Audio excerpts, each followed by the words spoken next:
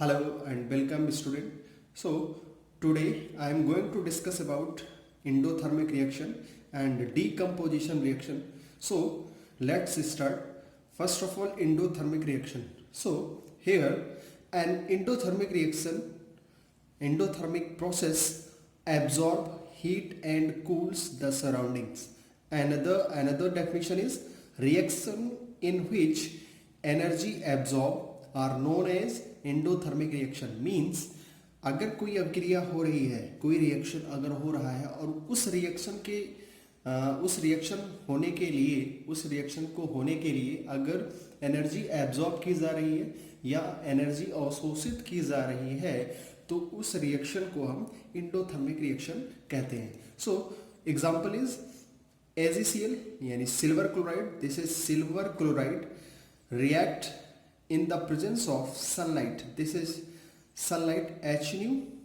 Okay, so AgCl react in the presence of sunlight, dissociate into silver and chloride.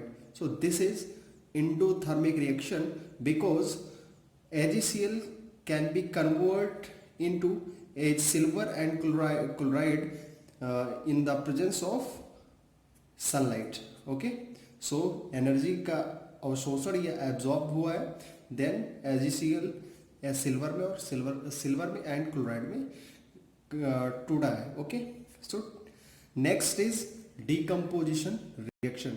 So what is decomposition reaction?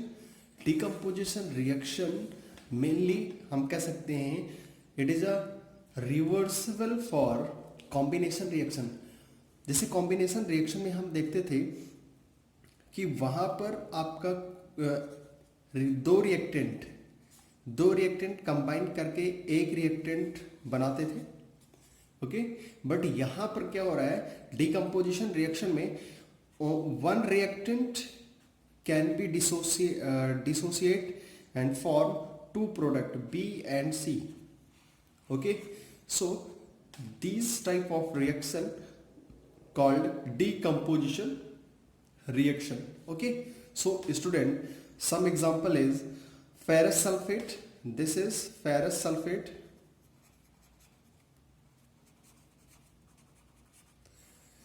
and ferrous sulfate react in the presence of heat. They will give and dissociate into ferric oxide, sulfur dioxide and sulfur trioxide. So here student, only one reactant, left hand side, only one reactant can be dissociate into ferric oxide, sulfur dioxide and sulfur trioxide. Okay, so I hope you well understand. So what is decomposition reaction? Decomposition is a reaction that the single reactant can be dissociate into ferric oxide and sulfur dioxide and sulfur trioxide. Okay, so next example is example second, calcium carbonate. This is calcium carbonate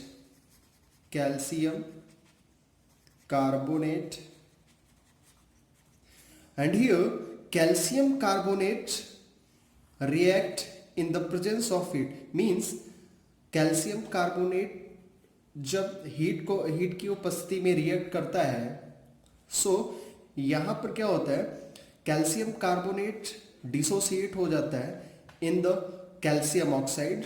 this is calcium oxide and carbon dioxide.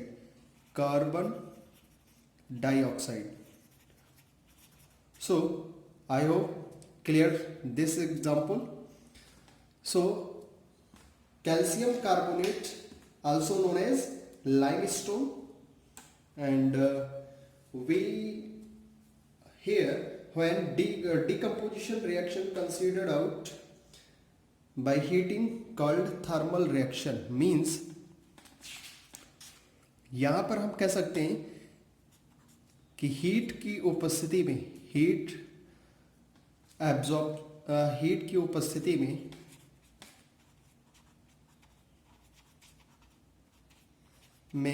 अवक्रिया अवक्रिया thermal reaction कहलाती है। Thermal अवक्रिया thermal reaction कहलाती है। सो हम इसको ऐसे बोल सकते हैं, when decomposition reaction carried out, next page. So mention here when decomposition reaction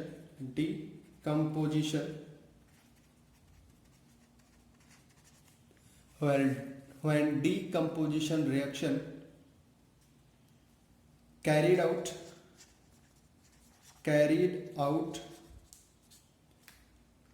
by heating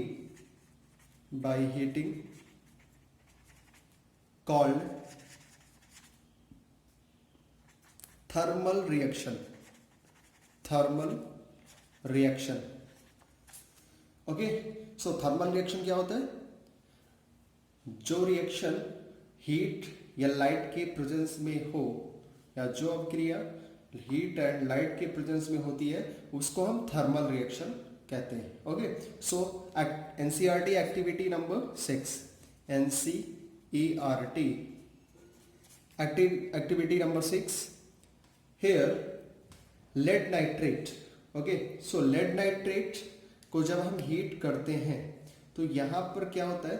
lead oxide plus brown colour nitrogen dioxide and oxygen मिलता है। ओके, सो हियर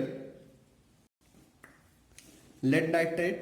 अब यहां पर हम क्या करते हैं, जब इस lead nitrate को हम इस टेस्ट ट्यूब में लेते हैं, okay, boiling tube, this is boiling tube. तो बॉइलिंग ट्यूब में हमने क्या लिया है? PbNO3 का होल ट्वाइस। अब इसको हमने हीट किया। ओके, या ये बर्नर है आपका, this is burner. And lead nitrate को जब हम प्रॉपर वे में हीट करते हैं तो ये क्या करता है? हीट के प्रेजेंस में रिएक्शन के दौरान लेड नाइट्रेट ब्रेक डाउन होता है एंड ब्रेक होके किस में कन्वर्ट हो जाता है? लेड ऑक्साइड, जो कि येलो कलर होता है, एंड नाइट्रोजन डाइऑक्साइड, जो कि ब्राउन कलर में होता है, एंड ऑक्सीजन भी हमें इस रिएक्शन के दौरान मिलता है। Okay, so activity 6, this reaction completed here. And next activity number 7, this is NCERT activity 7. So here activity number 7 में हम देखते हैं, आपके चूंकि NCERT में काफ़ी डिटेल में दिया गया है। यहाँ पर होता क्या है, सपोज आपने एक सिंपल में हम अगर देखें तो एक plastic mug, this is plastic mug. अब प्लास्टिक मग में हमने क्या करना है? एक इलेक्ट्रोड, अगर इलेक्ट्रोड नहीं है तो आप सिंपल नेल ले सकते हैं, इलेक्ट्रोड, और यहाँ पर आपको वाटर फिल करना है।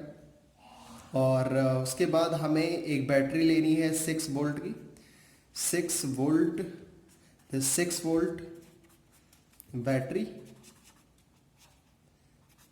ओके, सो हियर हमें इसको यहाँ कनेक्ट कराना है, और इस केस में हमें क्या करना है? 2 टेस्ट ट्यूब को इनवर्ट उल्टा करके इसको लगा देना है। सो हम यहाँ पर देखते हैं कि जब हम इस टेस्ट ट्यूब को उल्टा करते हैं और यहाँ पर इस 6 वोल्ट की बैटरी से जोड़ते हैं तो ये आपका वाटर ब्रेक होने लगता है। इसमें प्रेजेंट वाटर ब्रेक हो जाता है और वो टूटता है हाइड्रोजन और ऑक्सीजन में। ओके, सो यहाँ पर 2 चीज़ें होती हैं।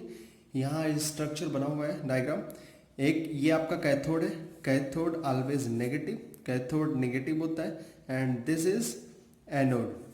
सो एनोड आपका यहाँ पर पॉजिटिव है। ओके, सो हम कह सकते हैं, और ये जो इलेक्ट्रोड है, इलेक्ट्रोड ग्रेफाइट का है, ग्रेफाइट इलेक्ट्रोड लगा हुआ है। सो इलेक्ट्रोड यहाँ पर जैसे हम 6 वोल्ट बैटरी से कनेक्ट करेंगे। बैटरी से कनेक्ट करने के बाद यहाँ वाटर ब्रेक डाउन होने लगेगा और इसको हम बोलते हैं hydrolysis, sorry electrolysis. This process is called electrolysis.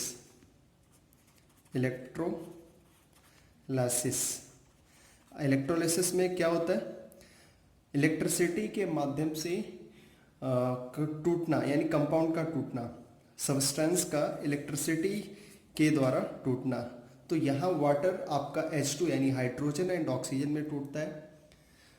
तो ये भी आपका क्या है, decomposition reaction. This is decomposition reaction. So I hope आप समझ चुके होंगे अच्छे से what is decomposition reaction and endothermic reaction.